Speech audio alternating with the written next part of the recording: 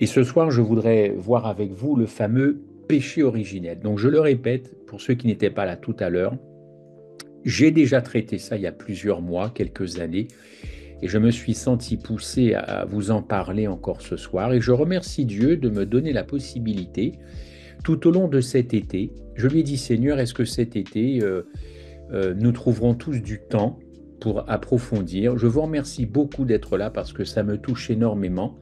Il y a les habitués de méditation et prière, et puis il y a peut-être ceux qui, par curiosité, se sont dit, tiens, je vais écouter ce qu'a ce frère a à dire sur ce sujet. Et c'est touchant de voir que vous répondez à l'appel. Et c'est ensemble, d'ailleurs, que nous allons pouvoir creuser ce péché originel. Si Dieu le permet, d'ici la fin août, je reviendrai vers Marceline pour à nouveau une thématique. Et comme ça, nous aurons passé quelques temps ensemble depuis le mois de fin juin, début juillet ensemble. Et je vous remercie beaucoup, ainsi que toute l'équipe de méditation et prière, car c'est eux qui permettent encore une fois ce support.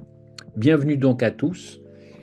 Pour ceux qui ne me connaissent pas, je suis donc Christophe Michel.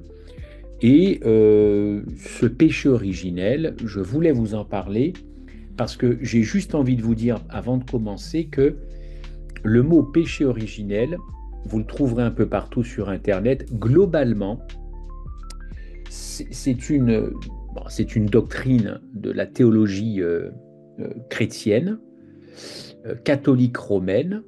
Et c'est quoi le péché originel? C'est tout simplement, ça décrit la désobéissance d'Adam et Ève dans le jardin d'Éden. Hein, c'est tout simplement ça, de façon très sémantique, très schématique. C'est la première désobéissance, je ne parle que de la terre, hein, la première désobéissance de nos premiers parents. C'est ça le péché originel, le péché d'origine, si vous préférez. Les mots sont importants. Le péché donc d'origine, le péché originel. Mais pourquoi je vais vous en parler? Parce que cette désobéissance, vous le savez très bien, elle a eu des conséquences très graves sur la race humaine. Tous les hommes et femmes qui ont suivi depuis Adam jusqu'à ce soir, cette désobéissance a eu des conséquences. Et ça, toutes les religions chrétiennes n'ont pas de souci avec ça. Il y a bien eu des conséquences. Mais, et c'est là que c'est intéressant, à des degrés différents pour certaines religions. À des degrés différents. Donc, tout le monde est d'accord pour dire qu'il y a une désobéissance. Tout le monde est d'accord pour dire que ça venait d'Adam et Ève et que c'était dans un jardin.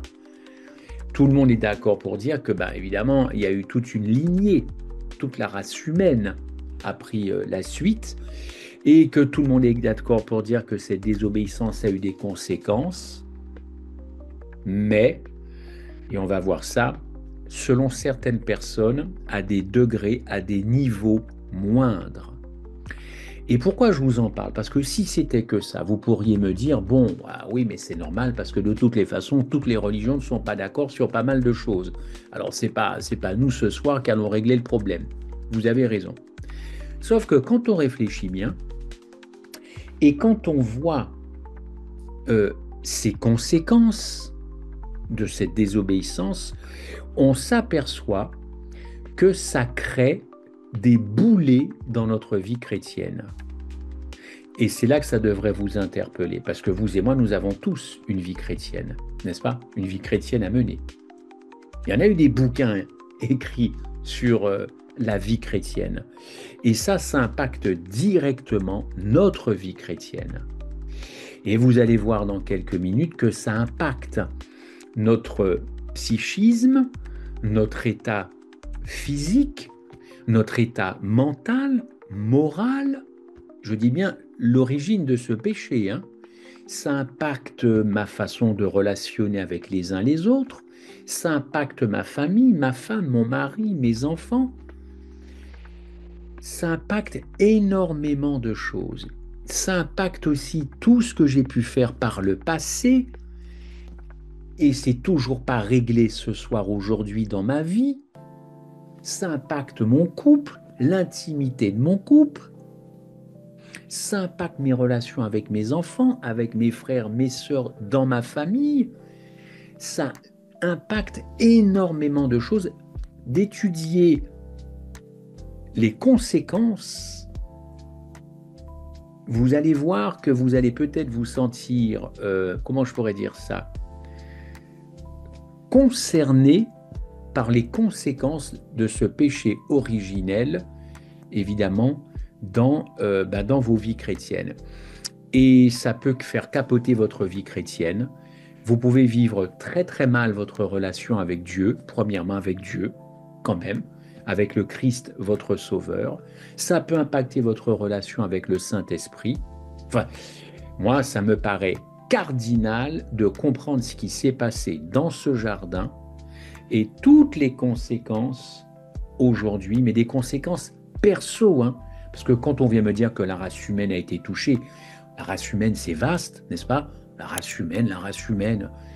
Oui, mais moi, la race humaine, mais moi, quand ça me touche, moi, il y a des choses qui ne sont toujours pas réglées dans nos vies, de façon consciente ou inconsciente, ou subconsciente, ou je ne sais quoi. Des blessures, des trahisons, des méchancetés, des agressions. Tout ça, c'est pas réglé, hein. Et alors, ultime conséquence, comment voulez-vous que Jésus revienne si tout ça, c'est pas réglé? C'est ça, moi, qui me pose un problème. Nous attendons le retour de Jésus-Christ. Nous souhaitons ce retour, mais le souhaitons-nous pour quelle raison? Qu'est-ce qui nous motive à vouloir prier pour que Jésus revienne? Franchement, j'ai peur que les motivations ne soient pas les bonnes. Et ça, Dieu le sait. Et Dieu ne reviendra pas tant que ces motivations ne sont pas les siennes, les nôtres. Donc, on y va pour ce péché originel. Je connais même des amis qui sont très fâchés, rien qu'en prononçant ce mot, parce que c'est principalement une doctrine catholique romaine. Alors non, je rassure, pour ceux qui me connaissent, je n'ai pas quitté de dénomination, n'est-ce pas, Corian? Comme disait à l'époque MacMahon, ancien président de la République française, j'y suis, j'y reste. Donc, j'ai pas de souci là-dessus. Mais c'est pas parce que ça vient des catholiques romains qu'il faut jeter tout ça à la poubelle. Là, par contre, je suis désolé. On y va, on attaque. Déjà pour vous dire que dans cette doctrine catholique romaine, il y a du vrai, il y a du faux. Il y a du vrai, il y a du faux. Et tout ça s'est entremêlé. Et c'est absolument inacceptable intellectuellement et religieusement que de se dire, alors moi, je rejette tout. Je rejette tout parce que dès que le mal est mêlé au bien, je rejette tout. Quand il s'agit d'une doctrine, il faut disséquer l'affaire, n'est-ce pas? Alors on va prendre un petit scalpel et on va voir ce que ça donne. Donc de toutes les façons, oui, il y a certainement dans cette doctrine de l'hérésie, mais, et d'ailleurs c'est ce qui en fait un sujet tabou, on ne veut pas trop en parler. D'ailleurs, si je devais faire un petit sondage, dans vos églises, je m'adresse à ceux qui sont adventistes du 7e jour et qui sont membres ou tout simplement qui fréquentent chaque samedi une église, la dernière fois que vous avez entendu une prédication sur le péché originel. Je vous laisse réfléchir 2 secondes, 3 secondes. Ne répondez pas parce que ça va faire un bouhara, mais pensez à ça. C'est quand la dernière fois que j'ai entendu une prédication sur le péché originel et ses conséquences? Bon, écoutez, je vous laisse réfléchir à ça. Alors, comme il y a eu pas mal de controverses, comme il y a eu pas mal de malentendus, comme il y a eu pas mal de confusion, moi je me suis penché là-dessus. Je me suis penché, ça m'a permis de réfléchir et je viens tout simplement vous livrer un petit peu ce sujet-là. Bon, Satan, en mélangeant le vrai et le faux, a finalement neutralisé la vérité. C'est une technique très usitée de sa part. Il mélange, n'est-ce pas?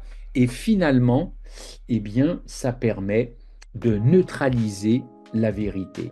Donc, toujours ce subtil mélange d'erreur et de vérité, et il va faire en sorte, et il a réussi, à ce que les chrétiens, en tout cas les adventistes notamment, rejettent tout.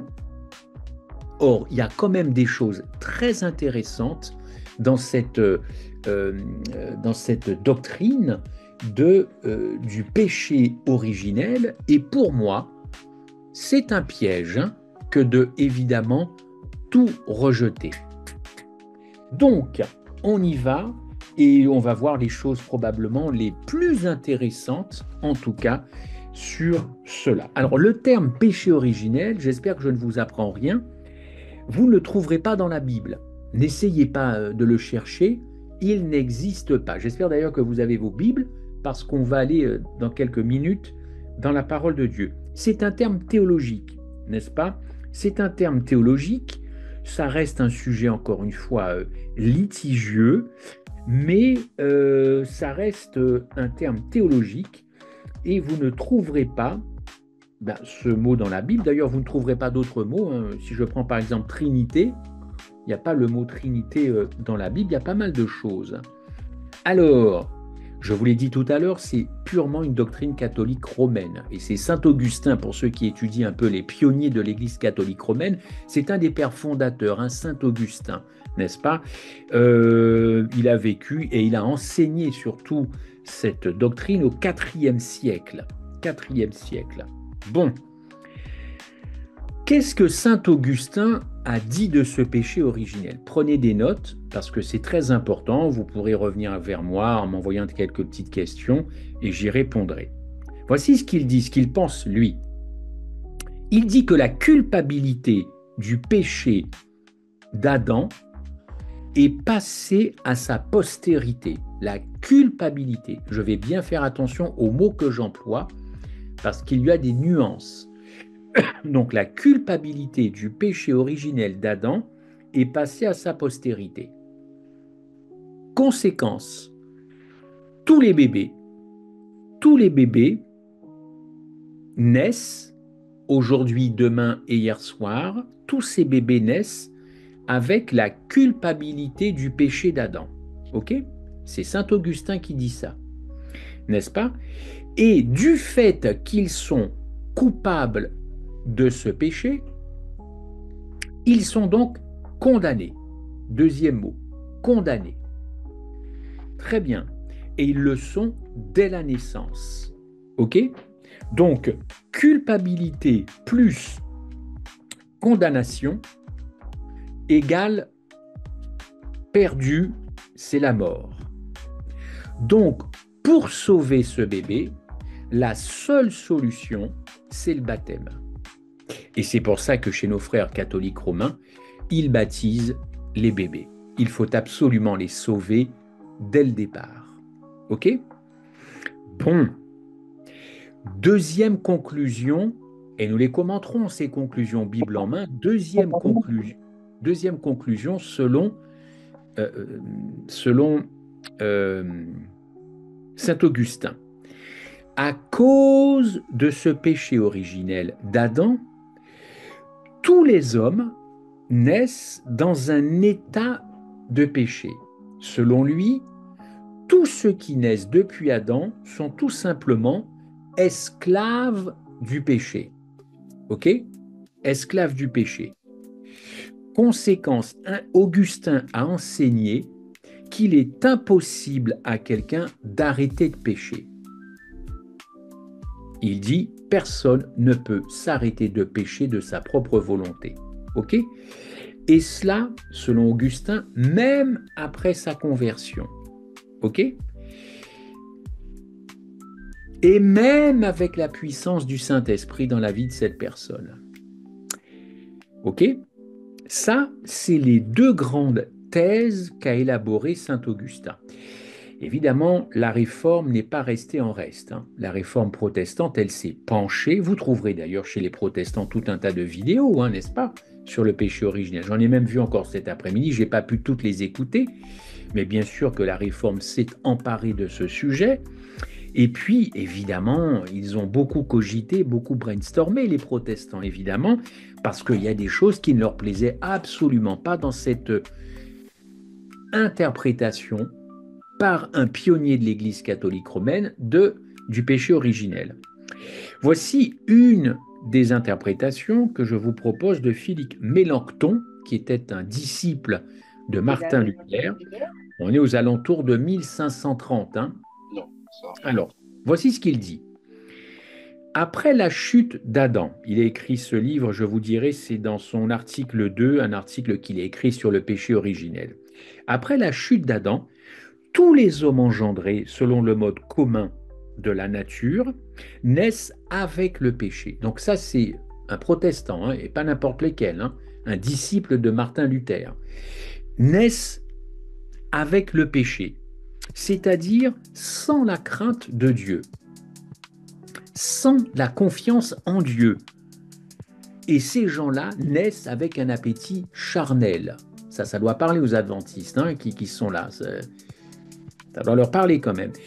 Et que cette maladie, ou faute originelle, comme il l'appelle, maladie ou faute originelle, ça c'est vraiment le péché qui condamne et qui apporte la mort éternelle maintenant, et à tous ceux, encore une fois, qui ne seraient pas nés par le baptême d'eau et par le baptême de l'Esprit Saint. Voilà ce qu'il dit. Vous voulez peut-être que je relise tranquillement? Je relis. Après la chute d'Adam, là tout le monde est d'accord, tous les hommes engendrés selon le mode commun de la nature, c'est-à-dire tout simplement des rapports intimes, des rapports sexuels, vont naître avec le péché. Et pour lui, c'est surtout il n'y a pas de crainte de Dieu, il n'y a pas de confiance en Dieu de la part de ces personnes. Là, ces personnes vivent de façon très charnelle, et ce péché originel, c'est ça qui condamne de mort éternelle tous ceux qui finalement ne seraient pas nés de nouveau. On va schématiser, ne seraient pas nés de nouveau. Si vous naissez de nouveau, vous échappez à tout ça. Si vous refusez l'évangile, là, vous êtes embarqué avec la mort qui vient de ce péché originel. Bon, il faut dire que la Réforme a beaucoup réfléchi à tout ça, et puis les choses ont encore changé avec le temps, enfin tous ces conciles se sont réunis, et alors je vais retenir 4 choses que les réformateurs, c'est-à-dire les protestants, j'ai pas oublié Augustin, on va y revenir à Augustin, mais je vais schématiser avec 4 items un petit peu la pensée protestante. Voici ce que ça donnerait aujourd'hui en 2025. Remis dans l'ordre. Premièrement, toujours à propos du péché originel, on va parler de culpabilité. Alors, qu'est-ce qui se passe au niveau de la culpabilité? Ce que pensent les protestants, c'est que nous héritons d'Adam la culpabilité de son péché à lui. Vous et moi, hein, nous héritons d'Adam de la culpabilité de son péché. En conséquence, nous naissons dans ce monde perdu. Ok, nous sommes foutus, passez-moi l'expression, foutus, on est perdu. Là, je parle de culpabilité. Deuxième conséquence, maintenant, la condamnation. Nous sommes donc condamnés à mort. Condamnés à mort, n'est-ce pas, à cause du péché d'Adam. Mais nous ne sommes pas coupables de ce péché. Je répète, nous sommes condamnés à mort à cause du péché d'Adam, mais je ne suis pas coupable. Donc, je reviens, parce que les mots peuvent se ressembler. Au niveau de la culpabilité, j'ai hérité de la culpabilité du péché originel, le péché d'Adam, n'est-ce pas? Donc, quand je nais dans ce monde, je suis mort. Avant même de commencer quoi que ce soit, je suis déjà mort. Du coup, c'est normal qu'ils pensent, les réformés, à la condamnation, n'est-ce pas? Alors là, je suis condamné à mort. Ouais, je suis condamné à mort, mais je ne suis pas forcément coupable de ce péché-là. J'ai simplement hérité la culpabilité, mais je ne suis pas personnellement coupable. Troisièmement, la faiblesse. La faiblesse, alors, à cause de la chute, on va naître dans une nature pécheresse. Vous voyez, ça c'est de la chair pécheresse. On va naître dans cette nature, ça équivaut évidemment au péché, Et c'est ce qui fait de nous des pécheurs. C'est très important, pourquoi je vous dis ça. C'est lui qui le dit.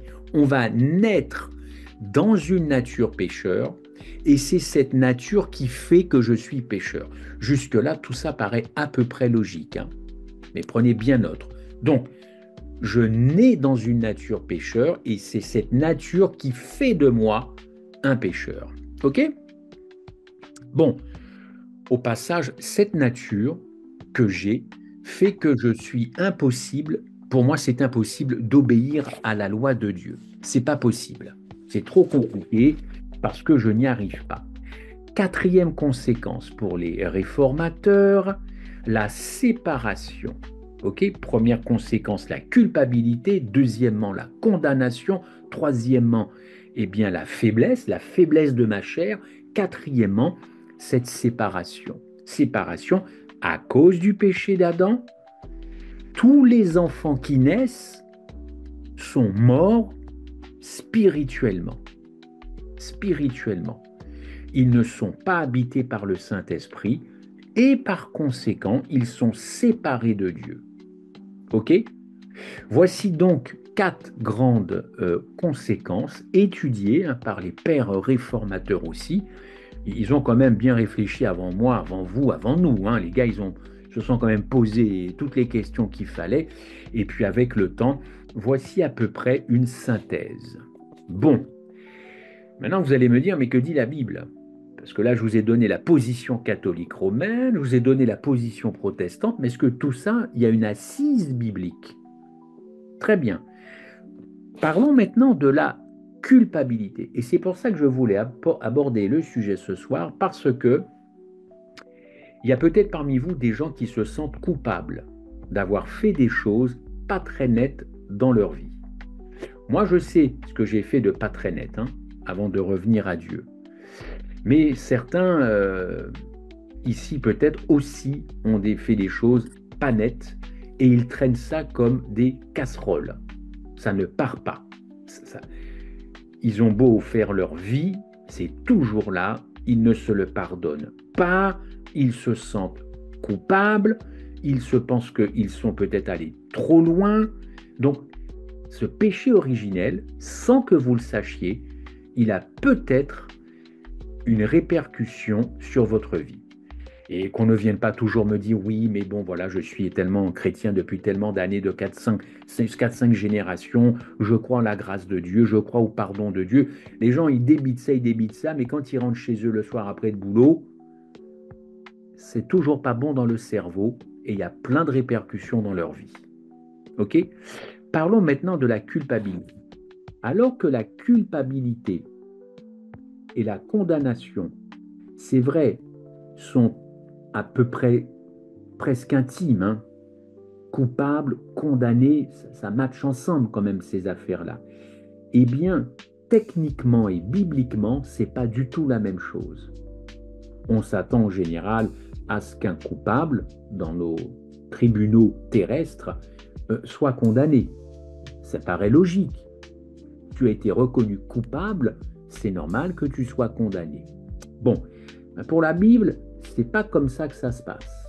La culpabilité, dans un sens légal, la loi, cette culpabilité, elle implique un choix. Oui ou non? Faire les bons choix. Si vous faites les bons choix, vous ne serez pas forcément coupable d'avoir transgressé quelque chose, mais si vous faites des mauvais choix vis-à-vis de la loi, vous serez considéré comme coupable et vous endosserez donc votre culpabilité. Donc la culpabilité dans le sens de la loi implique un choix. Ça implique aussi une responsabilité. Je suis donc responsable de mon choix. Voilà, j'ai pris telle direction, j'aurais pu prendre une autre direction, je suis désolé, je dois assumer mes responsabilités. Je suis un gros fumeur, quand on me dira que j'ai un cancer des poumons, que je ne rejette pas cette responsabilité ou ce cancer sur la société. Je suis un gros buveur, j'ai une cirrhose du foie, c'est sûrement pas le système ou la société qui fait que j'ai un cancer, une cirrhose du foie. Je dois assumer les choix que j'ai pris, y compris des choix de mode de vie. OK? Bon, bon. Je répète, la culpabilité dans un sens de la loi implique un choix et une responsabilité. Les deux sont liés à ma volonté. Bien sûr que c'est ma volonté qui me fait prendre des choix, évidemment, et qui me tient pour responsable de telle ou telle chose. Bon, très bien. Bonne action ou mauvaise action. On est bien d'accord. Bon, alors que la condamnation est le résultat d'un mauvais choix, n'est-ce pas, ou d'une mauvaise action, on est tous conscients qu'il est possible d'être coupable d'un crime et cependant ne pas être condamné. Ça, c'est le dysfonctionnement de la justice humaine. On a tous plus ou moins, selon parfois notre degré de sensibilité, été quand même un petit peu choqués de voir, par exemple, dans des grands procès, que ce gars-là, il est absolument coupable de ce qu'il a fait. En tout cas, mais la justice ne le reconnaît pas, encore une fois, comme coupable. Et puis, il y a des coupables qui finissent par s'en sortir, qui ne sont pas condamnés, et parfois on condamne l'innocent. Je n'ai pas les statistiques, je ne jette pas la pierre à la justice, mais il y a des procès comme ça qui nous ont tous plus ou moins un jour interpellés. OK? Donc, encore une fois, je peux être coupable d'un crime ou d'un délit et cependant m'en sortir indemne d'une condamnation. OK? Inversement, il y a des gens qui ont été condamnés et punis pour un crime ou un délit dont ils n'étaient pas coupables. Voilà, et ça revient à ce que je disais tout à l'heure. Ça, c'est pour le terre-à-terre, c'est pour l'humain. Mais concernant le péché originel d'Adam, penchons-nous alors sur cette histoire de culpabilité.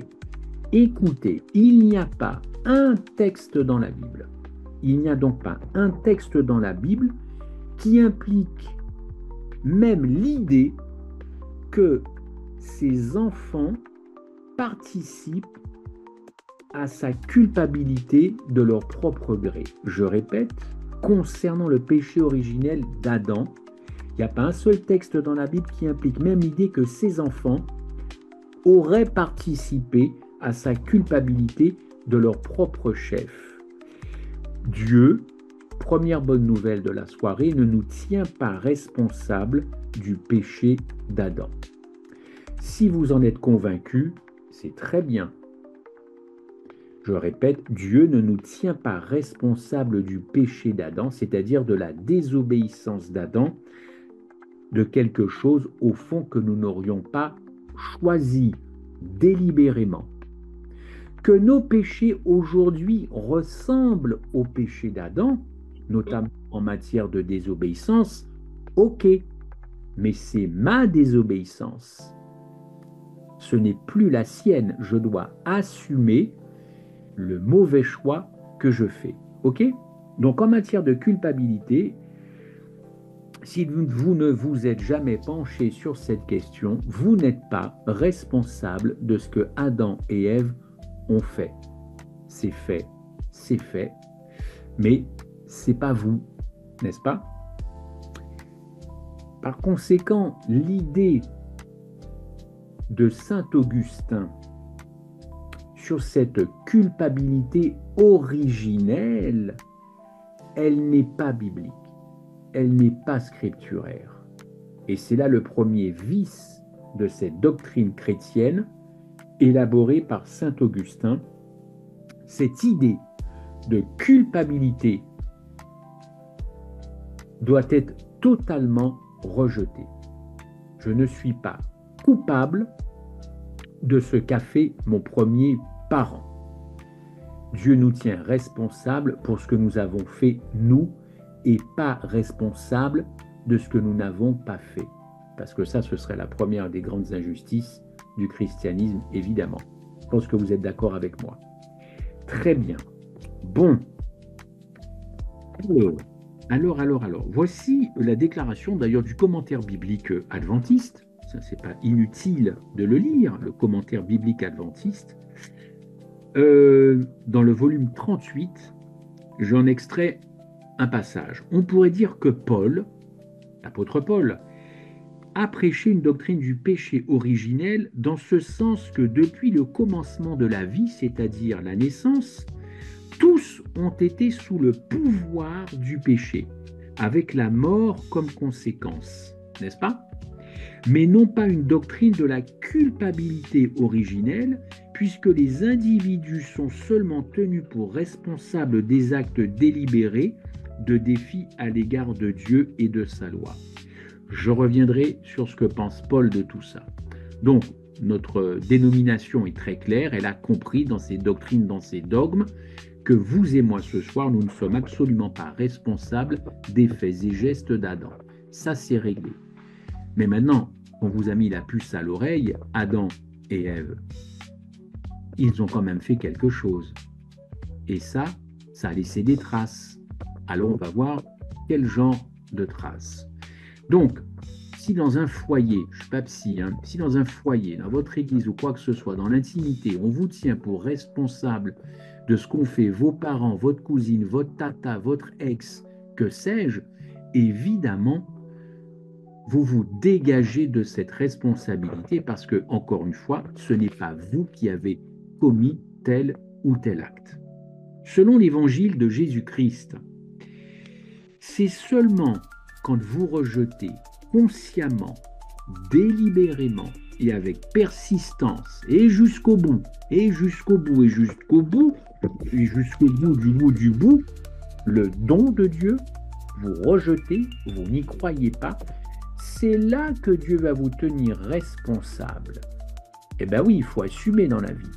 Et c'est à ce moment-là que toi et moi, ce soir, nous devenons des coupables. Donc je ne suis ni coupable ni responsable d'Adam. Heureusement que le Christ est venu effacer cette ardoise qu'a laissé Adam, en tout cas dans son acte, pas dans ses, mais même dans ses traces d'ailleurs, pardon Seigneur, même dans ses traces. Je répète, c'est quand je ne crois pas à l'Évangile, que je rejette cette grâce, que Dieu va me tenir responsable et coupable personnellement. Ouvrons les Bibles, s'il vous plaît, à l'appui de tout ça. Jean 3, alors, oula, c'est long. Alors, Hébreux, alors Marc 16, versets 15 à 16. Marc, vous connaissez bien ce chapitre de Marc. Marc 16, prenez vos Bibles, ou prenez la référence, comme vous voulez. Marc 16, 15 à 16, qu'est-ce que je lis? Alors, on y va. Je suis dans la version Summer. Et allez leur dire, allez dans le monde entier, proclamez l'évangile à tous les hommes. Celui qui croira et sera baptisé sera sauvé, mais celui qui ne croira pas sera condamné. Stop. Celui qui ne croit pas est condamné. Je disais hier à quelqu'un dans mon église, si Adolf Hitler, Benito Mussolini ou tous les dictateurs que vous connaissez, vous ne les retrouverez pas lors du millénium, parce qu'avant d'aller au ciel, il y a ce millénium. Vous verrez bien qui est autour de vous, n'est-ce pas? Si vous ne les voyez pas, ce n'est pas parce qu'ils auront tué 6 millions de juifs ou mis en esclavage 400 ans le peuple noir, 4 siècles d'esclavage. Ce n'est pas pour les méchancetés de Benito Mussolini, ce n'est pas pour les méchancetés de Pol Pot, qui a fait aussi un génocide de son peuple. Pas du tout. On n'est pas perdu parce qu'on est un dictateur, on est un terroriste, on est perdu parce qu'on ne croit pas. C'est aussi simple que ça, et c'est écrit dans le verset que je viens de vous lire. Tu ne crois pas, tu es perdu. Si Dieu ne devait sauver que les gentils, alors les gentils, pas les non-juifs, les gentils comme vous et moi, j'espère, ben je ne sais pas s'il y aurait beaucoup de monde. Donc arrêtez de penser qu'on est perdu parce qu'on est méchant, parce qu'on a violé une femme ou parce qu'on a été pédophile. Pas du tout. Ces gens-là se retrouveront avec nous dans le millénium à la seule condition, évidemment. OK? Bon. Alors, un autre texte à l'appui de ce que je dis. Hébreux 2, versets 1 à 4. Hébreux 2, versets 1 à 4. Toujours dans la version Summer. Qu'est-ce que dit Hébreux 2, versets 1 à 4? Puisqu'il est ainsi, nous devons prendre encore plus au sérieux les enseignements que nous avons reçus afin de ne pas être entraînés à la dérive. Ça, c'est valable pour beaucoup de choses, vous me direz. En effet, la parole transmise à nos ancêtres par des anges est entrée pleinement en vigueur et chaque transgression, chaque désobéissance a reçu la sanction qu'elle méritait. Alors, comment pourrons-nous échapper nous-mêmes au châtiment si nous négligeons un si grand salut? Car ce salut a été annoncé par le Seigneur lui-même. Ceux qui l'ont entendu ont ensuite confirmé la validité pour nous. Et Dieu a authentifié leur témoignage en y ajoutant le sien, c'est-à-dire en accomplissant toutes sortes de produits miraculeux, tout à fait tout ça. Ok? Hébreux 2, versets 1 à 4. Je vais dans Hébreux 10, verset 14. Je reste en Hébreux 10, verset 14. Qu'est-ce que je lis? Qu'est-ce que je lis? Par une offrande unique, en effet, il a rendu parfait pour toujours ceux qu'il a purifiés du péché. Par une offrande unique. Pas besoin d'avoir fait écolonge. Cette offrande, c'est le Christ. Si vous ne voulez pas de cette offrande, vous avez donc fait un choix. Vous avez donc fait un choix que vous devrez assumer, et tout ça, évidemment, vient de votre volonté. Donc, sur la culpabilité, la Bible est très très claire. Il n'y a pas encore une fois un texte qui nous dise que nous, ces enfants, enfin la suite, nous ayons participé à la culpabilité. Non, non, non et non. Maintenant, voyons la condamnation, parce qu'il y a des gens qui ne s'en sortent pas dans leur morale. Ils sont complètement prisonniers, ils se sentent condamnés, ils se sentent perdus, ils sont en train de ramer dans leur évangile, ils n'y arrivent pas, ils s'en sortent pas, ça décroche, c'est toujours la même chose, et l'été n'arrange rien. L'été n'arrange rien. Ils sont prêts au pire, ils sont fatigués, démoralisés, il n'y a rien qui fonctionne. Condamnation. Que dit la Bible par rapport au péché originel? Bien que la Bible n'enseigne pas que l'humanité, vous et moi, hérite de la culpabilité, donc je reviens sur ce que je viens de dire, ou de la responsabilité du péché d'Adam, en revanche, la Bible enseigne très nettement que tous les fils d'Adam étaient impliqués dans son péché et participent donc légalement à la condamnation prononcée contre Adam à la chute. Je vais répéter parce que c'est un point extrêmement important. Si l'humanité, si la Bible plutôt n'enseigne pas, donc c'est du négatif, que l'humanité hérite de la culpabilité ou de la responsabilité d'Adam, l'Écriture enseigne très nettement que tous les fils d'Adam ont été impliqués dans son péché et ils ont donc participé légalement à la condamnation qui a été prononcée contre Adam à la chute. Il faut à ce degré prendre un texte capital, Romains 5, verset 18, car c'est à partir de là que on se fâche un petit peu parfois, surtout les théologiens adventistes, les enseignants, mais moi je me tiens à ce que dit évidemment la Bible. Romains 5, verset 18, c'est un verset très important sur ce que je suis en train de vous dire, et moi je ne vous prendre aucun commentaire si ce n'est ce que la Bible dit. Romains 5, 18. Ainsi donc, c'est capital ce verset-là, gardez-le jusqu'à la fin de votre vie. La fin de votre vie. Inscrivez-le sur votre carte bancaire, mettez ça dans vos toilettes, faites un effort. Peignez ça dans vos chambres, faites un truc sur les linteaux, mais faites quelque chose. Ainsi donc, comme par une seule faute, et je vais faire le commentaire biblique, la faute d'Adam, c'est Paul qui parle, a entraîné la condamnation de tous les hommes. Voilà, ça c'est biblique. Une faute entraîne une condamnation de tous les autres. Eh bien, un seul acte satisfaisant la justice a obtenu pour tous les hommes l'acquittement qui leur assure la vie. Une faute te condamne, un acte qui satisfait à la loi te sauve. C'est très clairement écrit comme ça. Ok ? Je pousse au verset 19. Comme par la désobéissance d'un seul, Adam, évidemment, beaucoup d'hommes ont été déclarés pécheurs. Beaucoup d'hommes. ont été déclarés pécheurs devant Dieu, de même par l'obéissance d'un seul, Jésus-Christ, beaucoup seront déclarés justes. Alors, je suis au courant, hein, pour ceux qui connaissent bien la théologie, je suis au courant des débats qui a eu lieu, on va dire dans les années 80-90, sur ce texte-là, concernant l'adjectif beaucoup. Voilà, ceux-ci se reconnaîtront.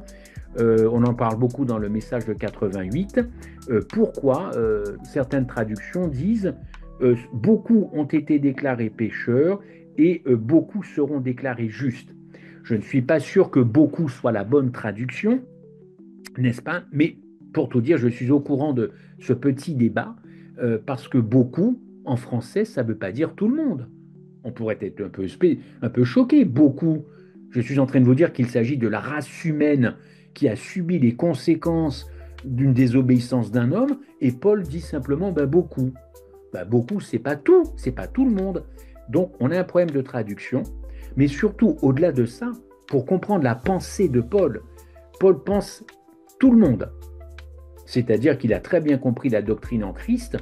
Toute l'humanité était en Adam, toute l'humanité était en Christ. Donc, quand Adam pêche, c'est toute l'humanité qui fait quoi? Qui pêche. C'est difficile pour nous, les caucasiens, blancs, occidentaux, de comprendre quelque chose qui est très bien compris en Orient. Ils comprennent très très bien. Nous, on comprend à peu près. Hein. Quand je pars à la retraite, mon fils prend la suite et c'est marqué sur l'enseigne de père en fils. De père en fils. Mais les orientaux, ils n'ont aucun de mal quand ils vous rencontrent à voir toute la lignée qui est en vous, tous ceux qui vous ont précédé. C'est un peu plus compliqué pour nous, mais là-bas, il n'y a pas de problème. Donc, tout le monde en Adam, tout le monde en Christ. Ça, Paul l'a compris, puisque en quelques versets, il le dit en Romains. Il va le répéter d'ailleurs, parce que c'est très très bien. Prenez 1 Corinthiens 15, verset 21. C'est juste après. 1 Corinthiens 15, verset 21. 1 Corinthiens 15, verset 21. Qu'est-ce que Paul dit? Car tout comme la mort a fait son entrée dans le monde par un homme, donc Adam, la résurrection vient aussi par un homme. Oui, Jésus. En effet, de même que tous les hommes meurent du fait de leur union avec Adam, vous voyez, là il dit tous les hommes, alors qu'en Romains il disait beaucoup d'hommes. C'est pour ça qu'il faut lire plusieurs versets de Paul, parce que Paul ne se contredit pas. Donc, tous les hommes sont morts en Adam, et il va dire ensuite, eh bien, alors attendez, tous les hommes meurent en Adam du fait de leur union avec Adam, tous seront ramenés à la vie du fait de leur union avec Christ. Paul a tout compris de cette doctrine, eh bien, d'être en Adam. Je vous propose un autre verset, Éphésiens 2, verset 3. La condamnation, bien que la Bible, je le répète, n'enseigne pas que l'humanité a hérité, on l'a vu, de la culpabilité ou de la responsabilité d'Adam, Adam quand même nous a plantés. Adam nous a plantés. Parce que là, je suis impliqué dans son péché, même si ce n'est pas moi. Impliqué, c'est un terme juste, hein, c'est un verbe juste. Hein. Je suis impliqué parce que la lignée, la race humaine, les noirs, les blancs, les jaunes, les verts, les marrons, on était en Adam. C'est Adam qui a donné à la race humaine toute la suite. Donc j'étais forcément impliqué. Et du coup, comme la condamnation est tombée sur Adam, elle est tombée sur moi en 1966. Voilà, comme ça, vous savez en quelle année je suis né, n'est-ce pas? Voilà. Eh ben ouais, alors vous allez crier à l'injustice.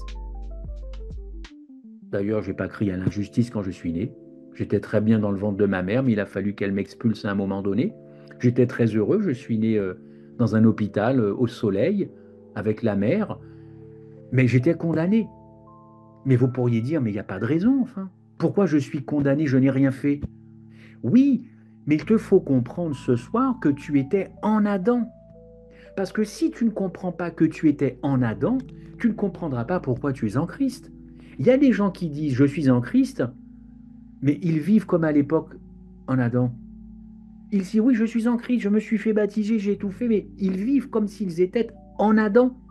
Ils continuent de traîner des casseroles parce qu'ils pensent qu'ils sont encore en Adam, qu'ils sont encore coupables en Adam, qu'ils sont encore foutus en Adam. Mais ils sont là le samedi matin ou le dimanche ou le lundi. Oh là là, je suis en Christ, Jésus m'a sauvé, je suis baptisé. Mais c'est quoi cette incohérence? Ça ne tient pas trois lignes sur un papier, cette affaire-là. Et pourtant, les gens sont joyeux, ils sont contents. Mais ils n'ont toujours pas compris. Être en Adam, être en Christ. Ok, condamnation. Restons-en, parce qu'il y a des gens qui vivent mal leur christianisme. Mal, ils sont mal dans leur peau. Nulle part dans l'Écriture, c'est la suite de ce que je vous dis, nulle part dans l'Écriture, on ne trouve cette idée que la condamnation héritée d'Adam, ce dont je vous parle, se termine au moment du baptême. J'espère que quand vous êtes sorti des eaux du baptême à l'âge ou à l'année que vous vous êtes baptisé, vous vous êtes dit, eh ben, je ne suis plus condamné. Ce n'est pas votre baptême qui vous enlevez votre condamnation. C'est qui a enlevé votre condamnation, mes amis?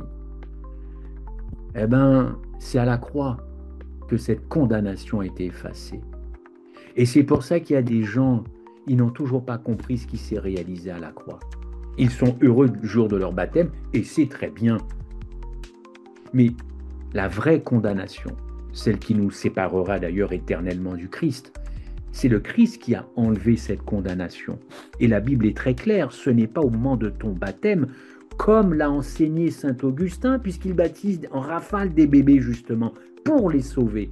Le baptême n'enlève aucune condamnation, c'est le Christ à Golgotha. Gloire à Jésus-Christ qui a enlevé ma condamnation. Évidemment, évidemment. C'est à la croix. Ne vous y trompez jamais. Votre baptême a sûrement réalisé de grandes choses dans votre vie, mais pas ça. Vous ne vous êtes pas sauvé vous-même. Désolé de décevoir peut-être certains. Désolé.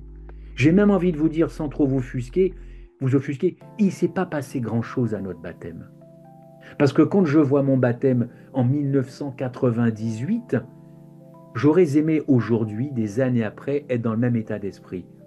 Chaud bouillant. Chaud bouillant. Je me rappelle. Il y en a même qui regrettent cette époque-là, parce qu'ils se sont refroidis, ils se sont tiédis. Donc, il ne s'est pas passé grand-chose dans le sens, je ne veux pas minimiser cet engagement, car ça reste un engagement, mais c'est Golgotha qui a enlevé cette condamnation. On l'a lu. Prenons Romains 5,16. Je vais relire ce petit texte. Romains 5,16, je reviens à Romains 5,16. Romains 5, verset 16, je relis. Alors, est-ce que j'ai les bonnes lunettes? Parce que, quelle différence, alors c'est 5,16, oui, aussi entre les conséquences du péché d'un seul et le don de Jésus, évidemment, sous-entendu. En effet, le jugement intervenant à cause d'un seul homme a entraîné la condamnation, voyez ce que je dis, mais le don de la grâce, intervenant à la suite de nombreuses fautes, a conduit à l'acquittement. Vous avez été acquitté à Golgotha. Vous n'avez pas été acquitté dans un baptistère d'une église. J'espère que vous l'avez bien compris pour la suite de votre christianisme. Vous avez été acquitté sur cette petite colline que l'on appelle le Golgotha, le lieu du crâne. Et ça, c'est important. Alors, certes, vous avez, par votre baptême, réitéré ce qui a déjà été fait. Amen, gloire à l'Éternel, en tout cas pour ça. Ok? Bon, poursuivons. Par conséquent, après j'attaquerai la faiblesse et la séparation et ce sera terminé. Par conséquent, tandis que le péché d'Adam a entraîné le jugement et la condamnation pour toute sa postérité, ça c'est biblique, on ne peut que louer Dieu de ce que dans l'obéissance de Jésus-Christ, c'est-à-dire sa vie et sa mort. Quand on parle de l'obéissance de Jésus, c'est sa vie et sa mort. La justification qui mène à la vie est venue sur tout le monde. Romains 5, 18. Le monde entier a été justifié. Il y a des gens qui pensent qu'il n'y a que ceux qui se baptisent qui sont justifiés. Faux, c'est pas biblique. Ce que Christ a fait à la croix, il a justifié légalement, c'est-à-dire devant la loi de son Père, toute l'humanité. Et il y en a qui se sont arrêtés à ça. Dans leur propre vie chrétienne, ils prennent le baptême, ils s'approprient donc ce que Christ a fait pour eux, mais ça, ce n'est que de la justification légale. Ce que Christ attend de vous et moi, c'est une justification par la foi. Et il y a beaucoup de chrétiens qui n'en sont qu'à une justification légale. Certes, l'ardoise a été effacée. Certes, effectivement, il n'y a plus de casserole au niveau de la loi. Certes, quand Dieu regarde son Fils, il te voit. Mais c'est pas ça qui sauve. La preuve que non, puisqu'on parle de justification par la foi. Si la justification légale nous emmenait au ciel, mais ce sont des milliards d'êtres humains, enfin en tout cas pour ceux, vous voyez, non, ce sont des milliards d'êtres humains qui se retrouvaient au ciel, puisque Christ à Golgotha a sauvé le monde entier. La Bible dit sauveur du monde, pas le sauveur des chrétiens.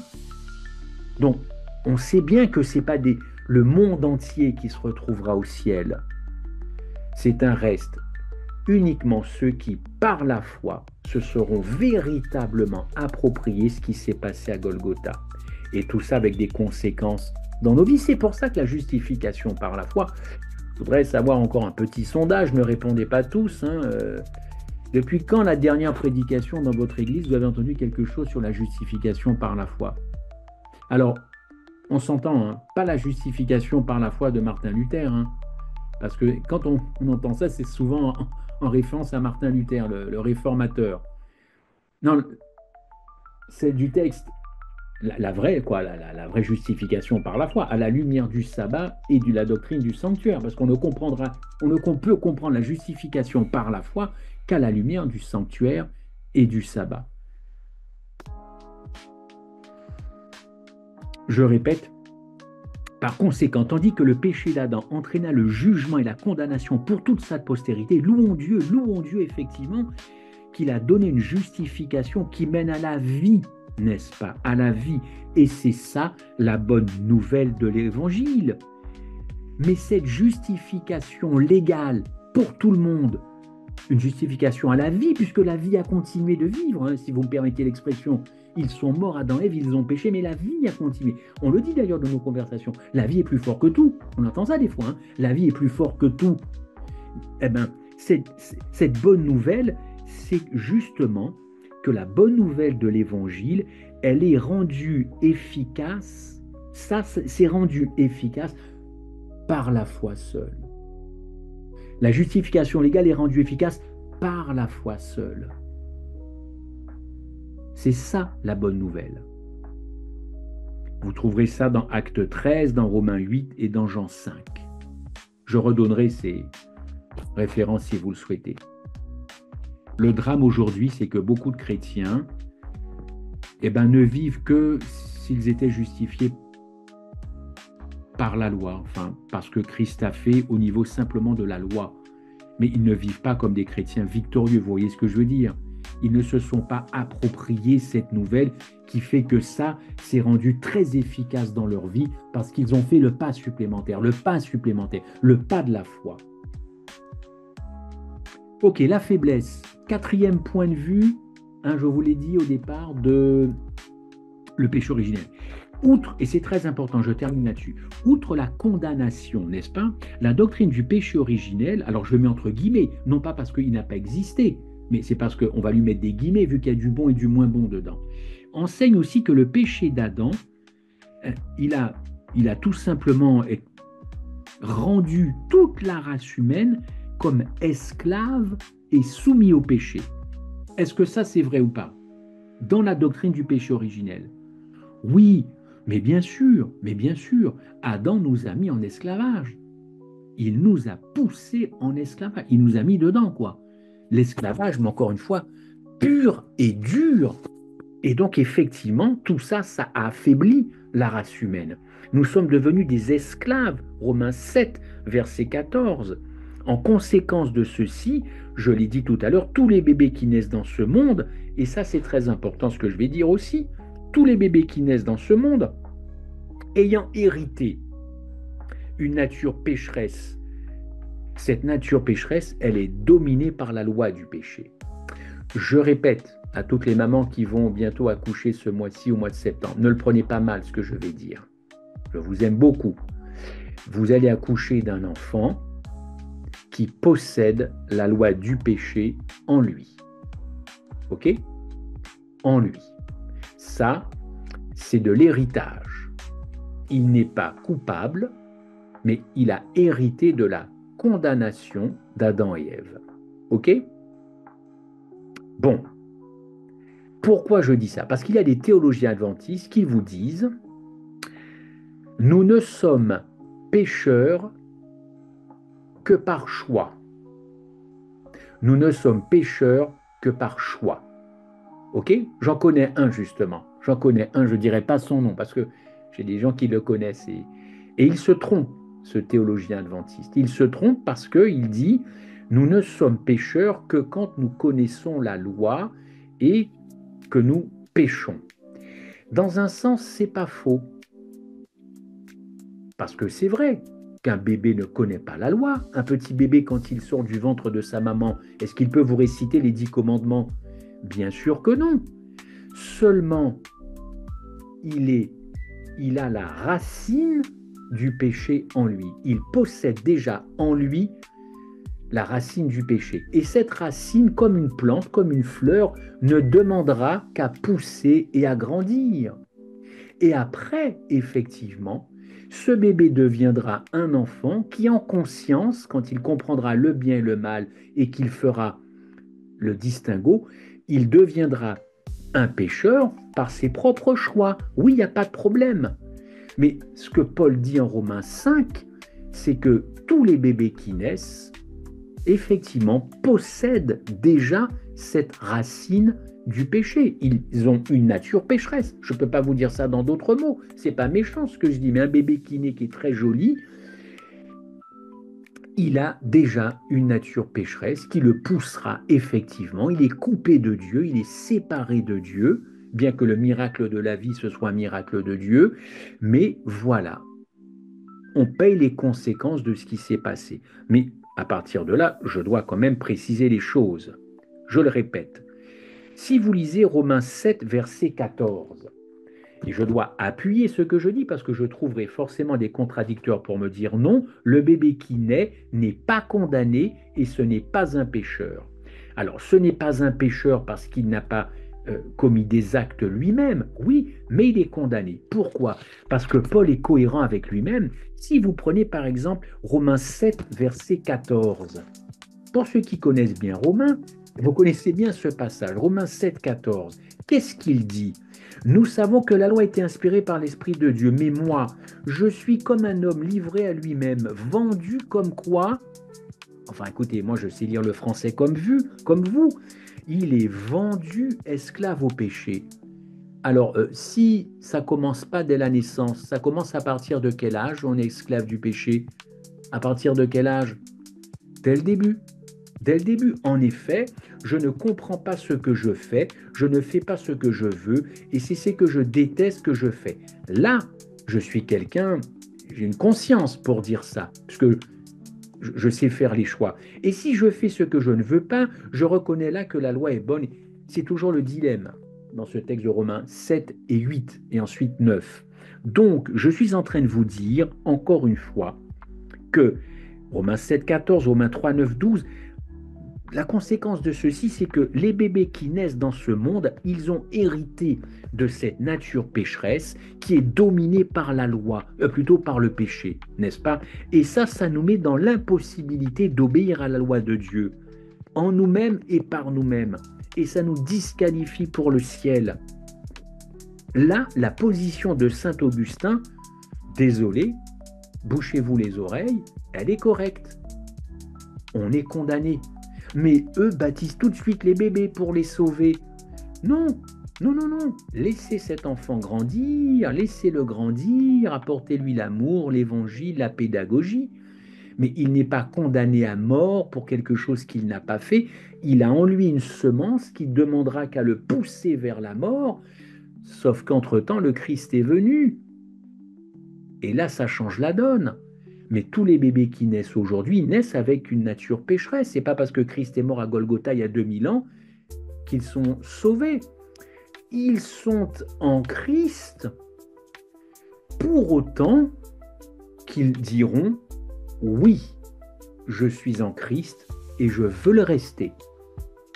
Mais si à 8, 10 ans, 12 ans, 13 ans, il commence à tuer des gens, brûler des poubelles et tout ça, et que ça dure toute sa vie, je le répète, il aura consciemment, volontairement et jusqu'à la fin refusé d'avoir été mis en Christ. Car les bébés sont en Christ, puisque Christ est venu prendre toute la race humaine en lui, ainsi que la descendance.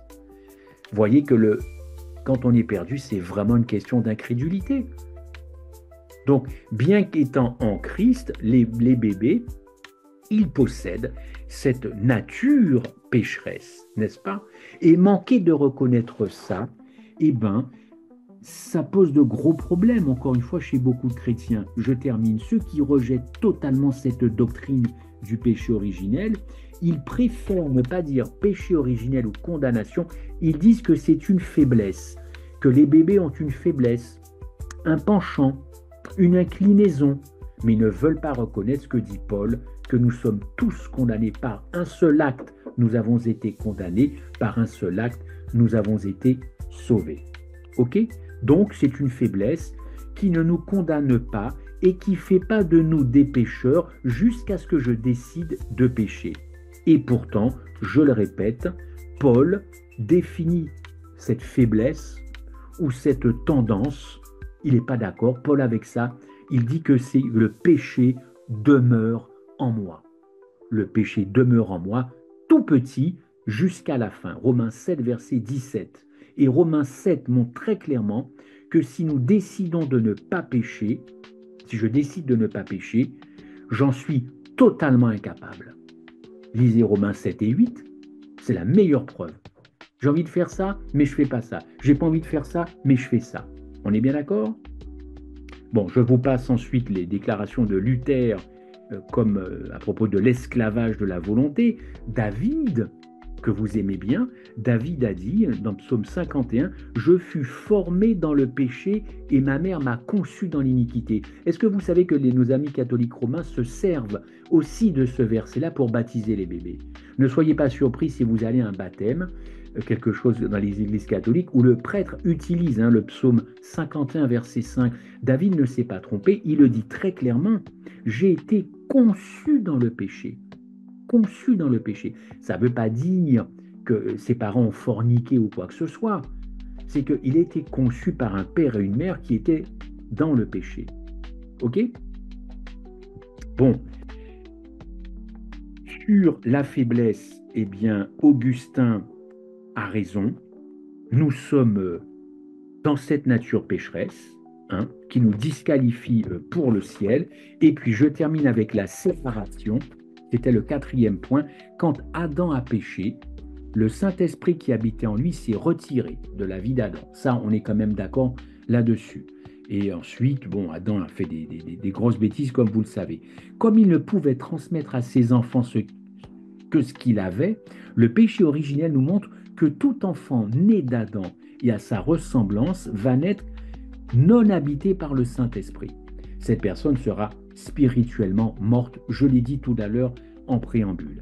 Ceci, malheureusement, est aussi une vérité biblique. Éphésiens 2, verset 1. On est coupé du Saint-Esprit, on est mort spirituellement, n'est-ce pas? C'est pour cette raison que Jésus-Christ a rappelé à Nicodème, vous le rappelez, ce qui est né de la chair est chair, et ce qui est né de l'esprit, esprit, et qu'il fallait naître de l'esprit, pas que de la chair. Jean 3, verset 3, 6. Donc cette naissance spirituelle elle n'aurait pas été nécessaire si ce Saint-Esprit avait habité depuis le début en nous. OK? Conclusion de ce soir, j'aurais encore beaucoup de choses à dire, mais le temps passe vite. Cette doctrine du péché originel, que je viens de modestement, quelques points, essayer de régler chez vous, qu'est-ce qu'on peut retenir? Premièrement, que le péché originel d'Adam a impliqué toute l'humanité. Ça, on est bien d'accord, et que par conséquent, tout cela a apporté à la race humaine tout entière le jugement de la condamnation à mort. Ça, c'est terrible. Ça, c'est vraiment terrible. Romains 5, 1 Corinthiens 15, on a lu les textes. Deuxièmement, la désobéissance d'Adam, elle a fait de nous aussi des pécheurs, aussi, de telle sorte que nous sommes tous esclaves du péché. Nous sommes esclaves. Avant même d'avoir conscience de ce que c'est, nous sommes potentiellement des... C'est dur à entendre, hein, je le sais peut-être. C'est dur parce qu'un bébé de 2 ans, 3 ans, qui ne sait ni le bien ni le mal, comment peut-il déjà être considéré comme un pécheur? C'est après qu'il péchera par choix. Mais c'est un pécheur potentiel. Il a toute la racine et tout l'avenir pour lui pour pécher. Mais c'est comme ça.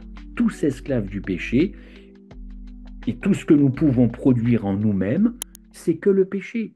Romains 5, Romains 6, Romains 7. Donc, une véritable compréhension du péché originel nous dit que le péché, c'est plus qu'un choix de la volonté. Le péché, c'est plus qu'un choix, c'est plus qu'une décision. Paul a toujours dit que le péché, c'est une puissance démoniaque dans le corps des hommes. C'est une force, c'est un principe, c'est plus qu'un choix. C'est plus qu'un choix. Et comme c'est une force, un principe, aucun homme ne peut le dominer par sa propre volonté, par sa propre force. Je termine. Troisièmement, le péché d'Adam nous a séparés de Dieu, a séparé la race humaine de Dieu de telle sorte que nous naissons spirituellement morts et nous sommes par nature des enfants de colère. Éphésiens 2. Mais la bonne nouvelle, c'est que là où le péché a abondé, la grâce a surabondé. Autrement dit, nous pourrions résumer les en disant que le Christ fut fait péché, il a été fait péché, Galates 2, hein, il fut fait péché originel pour nous, afin que nous puissions être rachetés de ce péché originel. Je répète, Christ a été fait péché originel, hein, je reprends le terme, pour que justement nous puissions extraire, sortir de ce péché originel et être fait justice de Dieu. Voilà, je vais peut-être m'arrêter là parce que je ne veux pas trop vous embrouiller en tout cas. Nous faisons sur l'avenir de façon sereine, sereine. Vous avez des casseroles, il y a des trucs terribles qui s'est passé. Alors certes, quand c'est ça, vous ne pensez pas à Adam. Si vous avez fait des grosses bêtises il y a 10 ou 15 ans, vous n'allez pas vous dire que c'est la faute d'Adam. Hein? Non, mais il y a des choses qui ont déjà été réglées à Golgotha, réglées à la croix, et nous devrions pouvoir vivre de ces règlements positifs, et non pas trimballer une joie qui n'en est plus une, un amour qui n'en est plus un, du défaitisme. Je vous dis ça pourquoi? Parce que qu'est-ce que j'ai en arrière-pensée ce soir? Faites attention à tous ceux qui veulent vous faire peur. Mais alors peur de quoi, Christophe? Ouais, peur de tout. Peur de l'actualité, peur de la vie, peur de guerre, peur de la politique. Arrêtez d'avoir peur. Arrêtez. À quoi ça sert? Vous allez simplement déclencher des tumeurs ou des cancers physiquement, hein, et on va vous dire dans 5 ans que vous avez un truc, et vous n'allez pas penser que ça vient de là. Keep cool, keep cool. Je ne comprends pas. Il y a des gens qui me disent Dieu est au contrôle, et ce sont les premiers à flipper. Ah, mais Dieu est au contrôle. Mais ce sont les premiers à m'envoyer tout un tas de vidéos. C'est la fin du monde, c'est la loi du dimanche, c'est la guerre. Poutine va faire sauter la planète. Dans l'instant même, ils vous disent tout de suite après, pop, pop, mais Dieu est au contrôle. Mais c'est des gens qui flippent quand ils envoient leurs vidéos ou leurs SMS. Ça flippe dans tous les coins.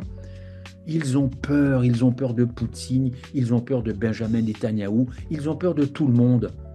Ils vous annoncent des guerres dans les vidéos, ils font des études bibliques où ils vous annoncent les catastrophes, ils vous annoncent tout un tas de... Pourquoi vous auriez peur? Pourquoi? Pourquoi? Est-ce que le Christ a eu peur, lui? quand il est venu affronter ce monde, a-t-il eu peur? Si c'est votre guide, si c'est votre modèle, pourquoi vous avez peur puisque lui n'a pas eu peur? Que Dieu nous aide à être tout à fait conscient de la situation, hein. On n'est pas là pour minimiser tout ce qui se passe, hein. L'injustice, je m'en fiche. Les crimes, je m'en fiche. Non, non, c'est pas ce que je dis. Mais quand je vois la somme de choses qui arrivent sur mon téléphone ou sur mon ordi, je me dis, mais il y a quoi être complètement angoissé? Il y a de quoi péter un câble. Et ce sont des chrétiens, des adventistes ou autres qui, en plus, ils nous aiment et ils nous envoient ça pour nous angoisser, pour nous dire demain c'est ça, après-demain. Arrêtez. Il y a beaucoup moins de vidéos sur Golgotha que sur Poutine, l'antisémitisme, le racisme, hein. Il y a beaucoup moins de vidéos sur la croix de Golgotha, hein. Ça fait beaucoup moins de vues, hein. Ça, c'est certain, ça fait beaucoup moins de vues. Ne rentrons pas dans ce système-là.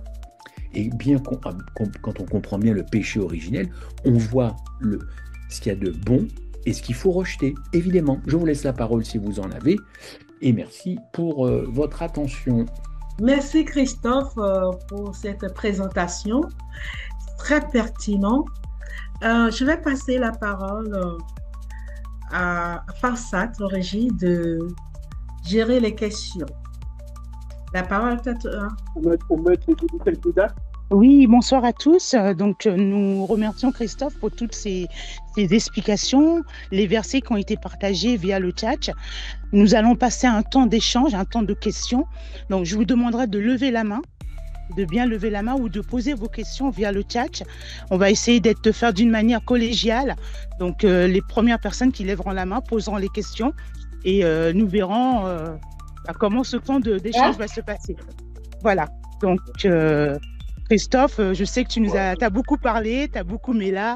Je pense que les gens ont des questions, des éclaircissements, peut-être des versets que tu as encore à leur partager. Donc, voilà. Je vais voir s'il y a déjà les premières questions.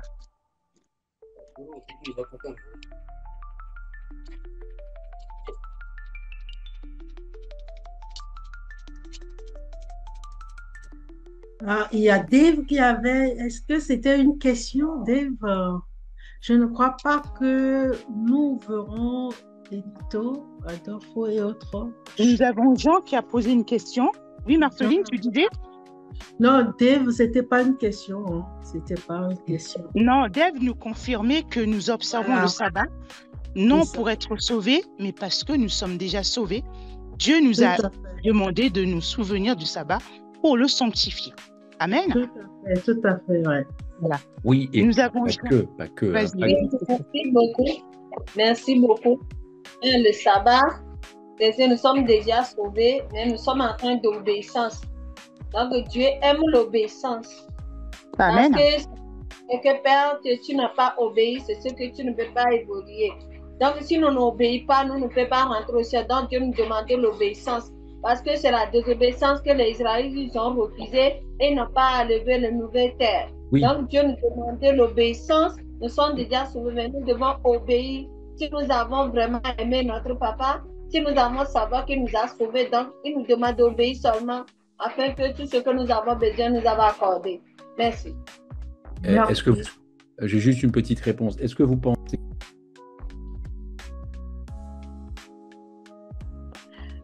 ton micro, Christophe. On ne t'entend pas, Christophe.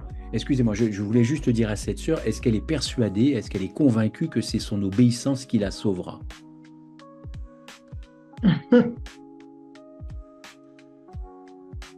Déborah, la question est à toi, Déborah. Est-ce que c'est votre obéissance qui vous sauvera? C'est Jésus qui sauve. Non, parce que l'obéissance ne nous sauve pas, mais nous sommes déjà sauvés. Bon. Mais Dieu nous demande de l'obéir parce que nous sommes, Dieu nous a donné, oui. Alors, on n'entend pas très bien. La grâce. Aller au ciel, mais il nous demande seulement de l'obéir. Sinon, nous sommes déjà sauvés, mais il veut que nous sommes obéis à ce qu'il nous demande. Alors, je suis d'accord, mais je reparlerai plus tard et je redirai juste un petit mot ce soir. Il n'y a que l'obéissance de cœur qui intéresse Dieu. Toute autre obéissance, ça ne l'intéresse pas. Si vous obéissez pour obéir, ça ne l'intéresse pas. Parce que lui, quand il a obéi à son père, il l'a fait avec beaucoup d'amour. Hein. Il l'a fait avec beaucoup d'amour quand même, hein, je crois, si j'ai bien compris. Hein. Jésus a énormément aimé son père. Et pour lui, faire la volonté de son père, c'était naturel. La question qu'il faut se poser, est-ce que notre obéissance est totalement dénuée d'intérêt? Est-ce que notre obéissance est totalement dénuée d'intérêt? C'est-à-dire, est-ce que j'obéis parce que je veux absolument me retrouver au ciel, comme c'est une promesse du Christ? Voilà. Est-ce qu'il n'y a pas des intérêts à obéir? Des intérêts personnels? On obéit parce qu'on aime Dieu, parce qu'il a dit qu'on obéit. On obéit parce qu'on est sauvé et parce qu'on l'aime. Parce que moi, je me pose des questions. Il y a des gens qui obéissent et qui seront perdus. Là, vous savez, les Juifs, le Sanhédrin, ils obéissaient énormément à la loi. Hein. Obéissance formelle. Non, on obéit à Jésus, mais est-ce qu'on n'a pas le même état d'esprit parfois? Je ne sais pas, c'est une question. C'était une obéissance formelle. Oui, il y en a qui pointent, oui, tout à fait, David. Il y en a qui pointent le samedi matin, mais ils vont vous dire qu'ils ont obéi. Hein. Ils sont allés au temple le samedi matin. Ils ont obéi. 4e commandement. Souviens-toi du jour du repos. Ils ont obéi. Ils sont là. Ils sont là sans être là. Alors, Christophe, sans te couper, on a Jean qui a levé la main depuis tout à l'heure. Donc, Jean, on va te laisser la parole. Oui. Donc, voilà. Et après, on reprendra les autres personnes. Pas de souci. Bonsoir à tous. Bonsoir. Adam, pour avoir péché, il est mort et nous, comme ses descendants, nous sommes mortels. Que nous péchions ou pas, on mourra quand même, physiquement. Du coup, moi, j'ai plutôt tendance à prendre ça comme une nature pécheresse plutôt qu'un péché. Ah oui, c'est vous qui avez mis la question, d'accord. Oui. Parce que même si on ne pêche pas, même si on venait à ne pas pécher, comme on a cette nature et qui ne peut pas être vaincue que par Christ, comment dire, un enfant par exemple, quand il est né, il a une nature pécheresse, mais il n'est pas pécheur parce qu'il n'a commis aucun geste d'hostilité envers Dieu. Seulement dans sa nature, comme il descend d'être déchu, il naît avec une balance déjà inclinée vers le mal. Mais tant qu'il n'a pas commis de mal, on peut pas, moi je ne le taxerai pas de pécheur. Il est d'une nature pécheresse jusqu'au moment où conscient, il commence à poser des gestes hostiles à Dieu. Bien sûr. Oui, tout à fait. Oui. En ce sens, de toute façon, le péché découle de la nature pécheresse, évidemment. S'il n'y a pas une nature pécheresse, il n'y a pas de péché. De ce côté-là, je vous rejoins, évidemment. Mais ce qui est intéressant de dire, et ce n'est pas méchant de le dire, c'est que, encore une fois, cette nature pécheresse, nous l'avons héritée pour toujours, et nous l'avons même après le baptême. Je l'ai devant vous, vous l'avez devant moi. Nous sommes encore dans cette nature pécheresse. Bon, mais une fois qu'on a dit ça, c'est constat d'échec, cette affaire-là. Alors maintenant, c'est là qu'intervient le Saint-Esprit. C'est-à-dire que dans cette nature pécheresse, c'est pas elle qui doit parler. C'est l'Esprit qui doit parler. C'est pour ça que l'apôtre Paul voit toujours le chrétien charnel et le chrétien spirituel. Cette nature, je l'ai pour toujours. Mais ce n'est pas elle qui doit dominer, c'est le Saint-Esprit. Donc, les bébés, vous avez raison, effectivement, certes, ils ont hérité de la puissance de ce péché et ils mettront en pratique cette puissance quand ils auront connaissance du bien et du mal.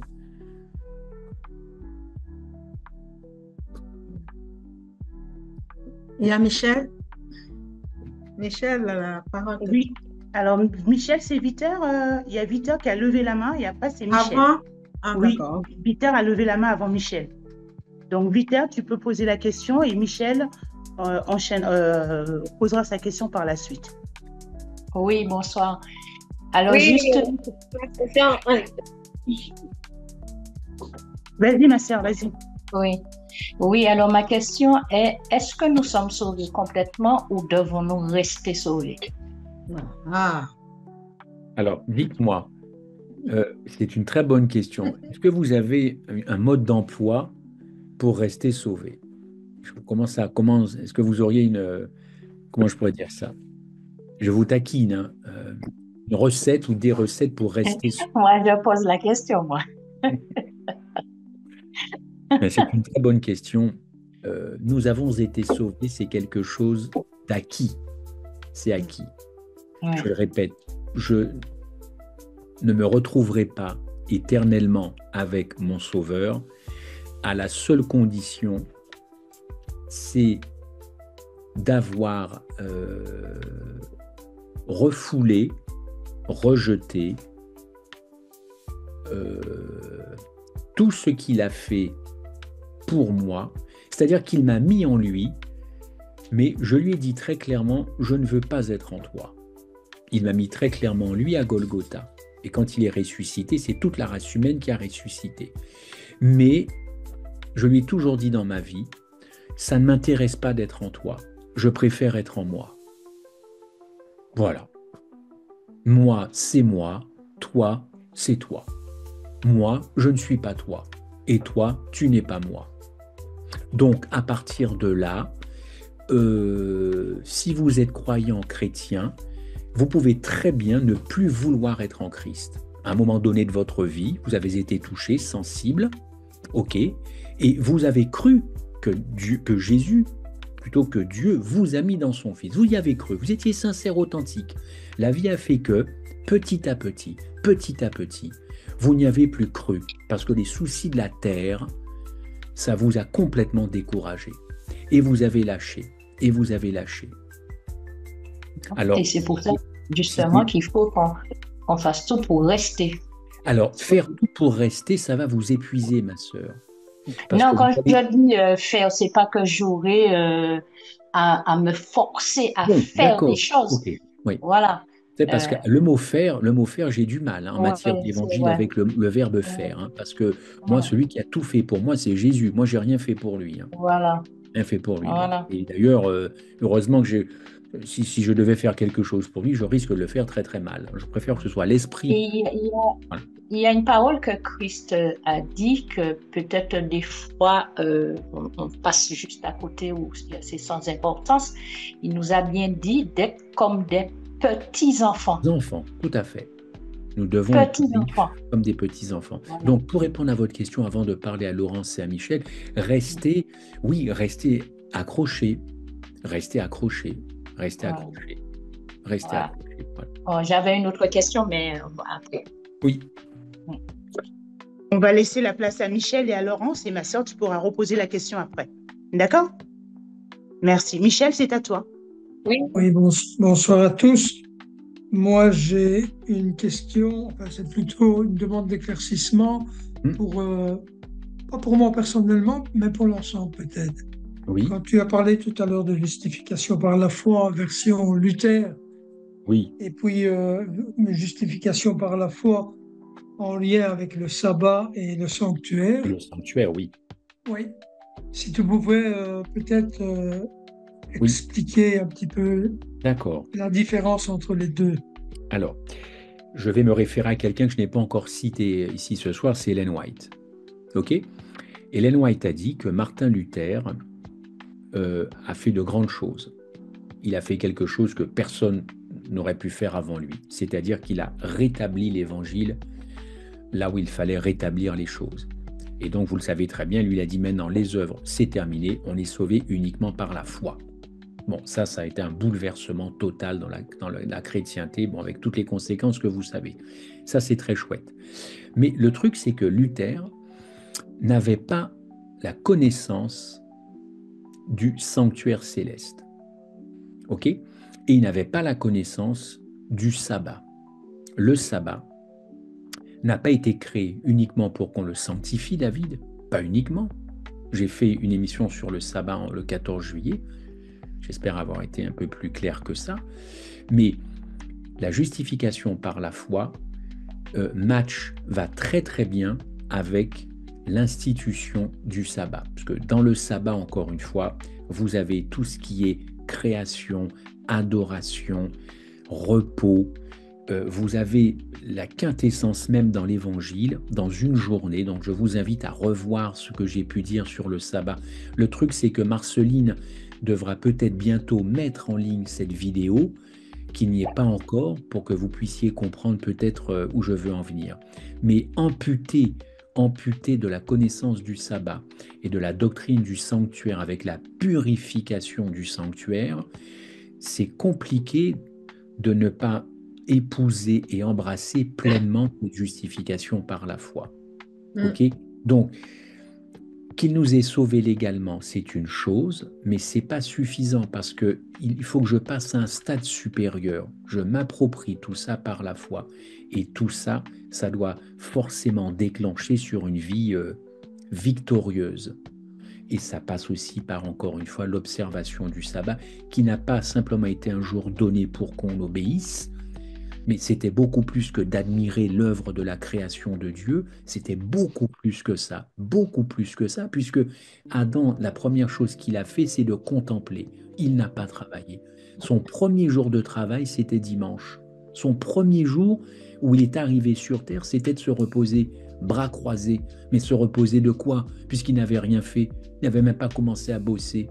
Donc, la justification par la foi, puisque ce ne sont pas les œuvres, vous retrouvez ça dans, encore une fois, la création d'Adam et Ève. Ils n'ont pas travaillé. Et puis ensuite, la doctrine du sanctuaire, bon, c'est tout un tas de choses encore à dire, mais tout ça s'imbrique, et ce qui fait que vous avez véritablement embrassé l'Évangile dans toute sa splendeur, depuis la création, jusqu'à Golgotha, jusqu'au 7e jour, jusqu'à 1844, et ainsi de suite. Et Martin Luther n'avait pas cette connaissance, donc ça l'a quand même un peu privé. Il a fait un gros bout de chemin, mais il n'est pas allé au bout de cette justification par la foi. C'est pas une petite affaire, c'est pas simplement la foi, c'est pas simplement de dire je crois tout à la grâce et tout, c'est pas que ça, hein. C'est franchement pas que ça. Hein. On en parlera bientôt, Michel, on en reparlera bientôt. Je crois qu'on doit se retrouver bientôt, on va en parler. Oui. Et alors, par rapport aux bébés, à la condamnation des bébés à la naissance, moi, je